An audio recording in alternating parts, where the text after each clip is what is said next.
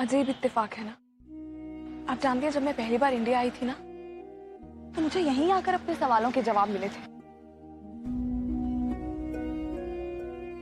और आज जब मैं मिस्टर खान को रोकने जा रही, तब भी इत्तेफाक देखिए, मैं यहीं आकर रुकी। यहाँ जो मांगो वो मिल जाता। हो सकता है कि मुझे भी मेरे सवालों का जवाब यहीं पर मिल जाए। अंदर चलें?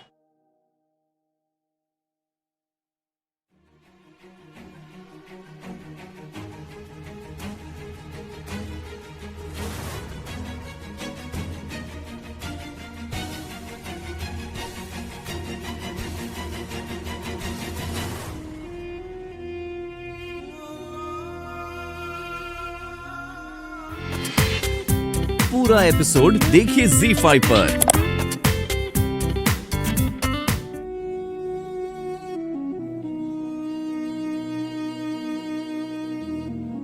बोलो।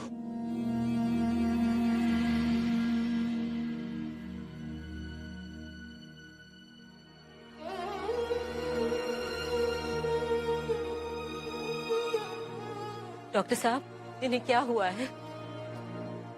इन्हें होश क्यों नहीं आ रहा है? देखिए, फिलहाल कुछ नहीं कह सकते, लेकिन इंटरनल इंजरी का कोई साइन नहीं है। इसलिए जब तक ये होश में नहीं आ जाते कुछ नहीं कह सकते। लेकिन ये ठीक तो हो जाएंगे ना? देखिए, इनकी सांसें तो चल रही हैं, लेकिन ये किसी भी ट्रीटमेंट को रिस्पॉन्ड नहीं कर रहे हैं। जब तक ये होश में नहीं आ जाते तो कुछ भी हो सकता है। अफसोस, इनका बचना मुश्किल हो सकता है।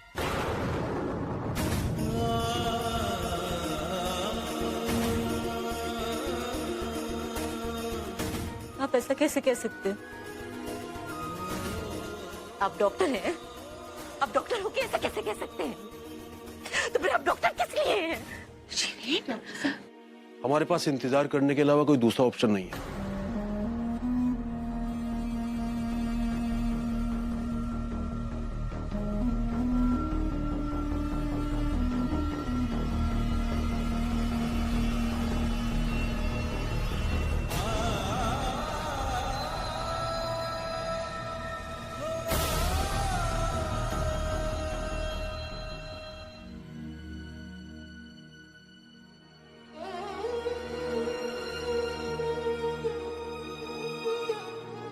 डॉक्टर साहब, इन्हें क्या हुआ है?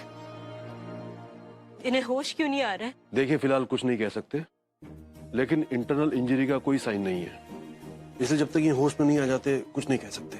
लेकिन ये ठीक तो हो जाएंगे ना? देखिए, इनकी सांसें तो चल रही हैं, लेकिन ये किसी भी ट्रीटमेंट को रिस्पॉन्ड नहीं कर रहे हैं।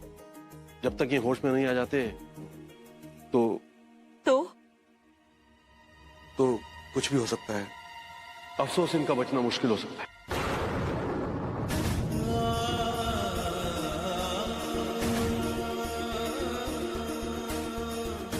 आप ऐसा कैसे कह सकते हैं? आप डॉक्टर हैं? आप डॉक्टर हो के ऐसा कैसे कह सकते हैं? तो फिर आप डॉक्टर किस लिए हैं? हमारे पास इंतजार करने के अलावा कोई दूसरा ऑप्शन नहीं है।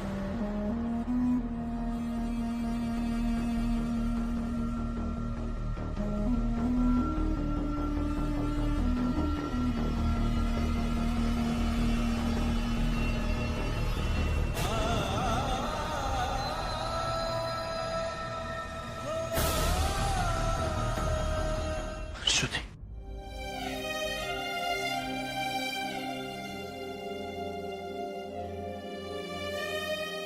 सुनिए, आपसे एक मदद चाहिए थी। आप पढ़ी लिखी लगती है, इसलिए खुदा के वास्ते मेरी बीवी को समझाइए कि वो घर छोड़कर न जाए। आप उसे कहिए कि जो भी बात है हम मिलजुल कर सुलझा लेंगे। कहाँ है आपकी बीवी? जी, वो रही।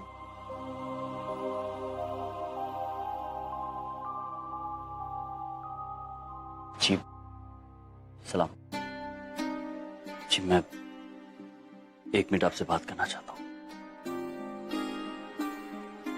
देखिए, आप मुझे जानती नहीं है और शायद आपको लगे कि मैं आपकी निजी जिंदगी में दखल दे रहा हूं, लेकिन फिर भी ये कहना चाहूंगा कि आप जो कुछ भी करने जा रही हैं, जरा रुककर उसके बारे में सोचिए। क्या वाकई ये फैसला सही है? देखिए, अगर आपके शौहर के साथ कोई भी प्रॉब्लम है तो आप उनसे बात कीजिए, क्योंकि बात करने से ही हल मिल पाएगा। हालात से यूं मुंह फेरकर भागने से तो कोई सलूशन नहीं मिलता ना। और फिर हम ये क्यों भूल जाता है कि हमारे साथ और भी जिंदगियां जुड़ी होती हैं। हम जज्बाती होकर कोई फैसला ले लेते हैं और फिर अपनों को ही तकलीफ देते हैं, और नाइंसाफी भी उन्हीं के साथ करते हैं जो हमसे बेइंतहा प्यार करते हैं।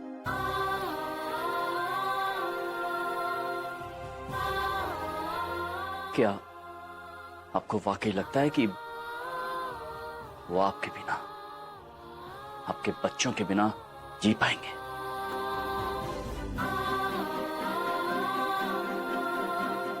मुझे नहीं लगता है। इसलिए कह रहा हूं कि एक बार दोबारा सोच लीजिए, क्योंकि मुझे ये लगता है कि जो आप करने जा रही हो वो गलत होगा।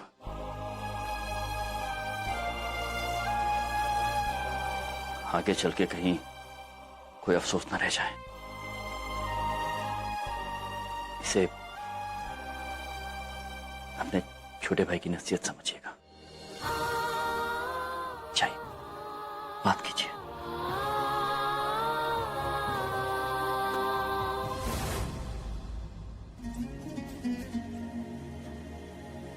मुझे जाना होगा।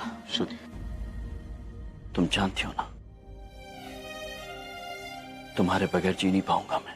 साथ रह भी तो नहीं पाएंगे हम। प्यार करती हो मुझसे? तुमसे प्यार करना मुझे कमजोर बना देता है, समझे? और मैं कमजोर नहीं बनना चाहती। नहीं श्रुति, यही तुम गलत हो श्रुति। प्यार हमारी कमजोरी नहीं,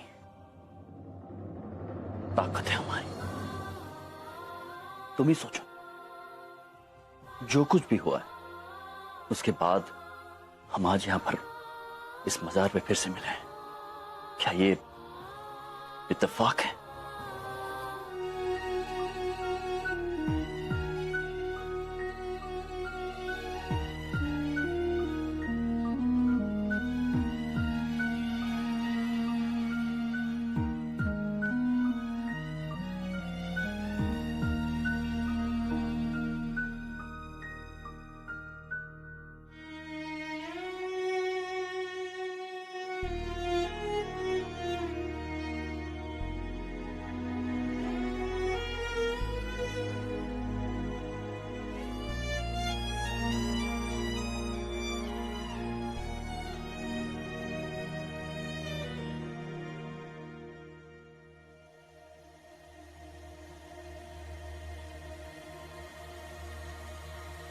या अल्लाह, अगर मैंने तमाम उम्र सच्चे दिल से तेरी इबादत की है, अगर मैं एक नेक बीवी और एक नेक माँ रही हूं, अगर मैंने जिंदगी में कोई भी नेकी की है, तो उसके बदले राशिद की जिंदगी उन्हें वापस बख्श दे मौला, वापस बख्श दे।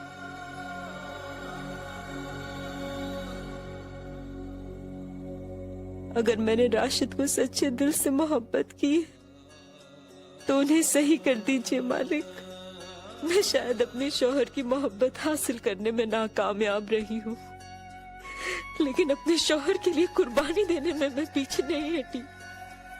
अगर राशिद के लिए मेरी मोहब्बत सच्ची है, तो वो जरूर सही हो जाएंगे। आपको उन्हें ठीक करना होगा मौला।